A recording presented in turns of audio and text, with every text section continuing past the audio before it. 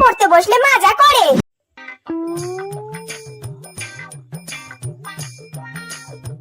এই মনা, তুই নিশ্চয়ই কোনো ভুল করেছিস তাই না? ওই মা, আমি তো কিছু ভুল করিনি, তুমি সব কি বলছো? আমার থেকে একদম লুকানোর চেষ্টা করিস না, তুই নিশ্চয়ই কোনো ভুল করেছিস তাই না? আমি তো এমনি পড়তে বসেছি মা। ও বুঝেছি, তুই পরীক্ষায় ফেল করেছিস না, সেই জন্য পড়তে বসেছিস। মা গো মা, মা বিশ্বাস করো আমি কিচ্ছু করিনি, আমি ফেলও করিনি। এ মনা, তোর শরীর ঠিক আছে তো? জ্বর তো আসেনি তো? দেখি দেখি। আরে ভুল তো দেখি মা, আমার জ্বর তো কিছু নেই। এই শুনছো গো, তোমার মেয়েকে পড়তে বসেছে, একটু এসে দেখো না কি হলো ওর। মা তুমি আমার বাবাকে কেন ডাকতে শুরু করে দিলে? এই মনে আমাকে সব সত্যি কথা বল, মাকে সব সত্যি কথা বলতে হয়, বল তোর কি হয়েছে? এই ভগবান, আমি তো কেন পড়তে বসলাম? এই পিঙ্কির মা, শুনছো আমার মেয়ে আজকে পড়তে বসেছে, একটু দেখে যাও না গো কি হলো ওর। মা তুমি পাগল হয়ে গেছো, তুমি পিঙ্কির মাকে কেন ডাকছো? এই কি গো শুনছো, একটু এসো না এদিকে, ডাক্তারকে ডাকো না, এই লোকটাকে যদি কাজের সময় একবারও পাওয়া যায়। দূর। হে ভগবান, আমার মেয়েটার কি হয়ে গেল গো, কিছু বুঝতে পারছি না।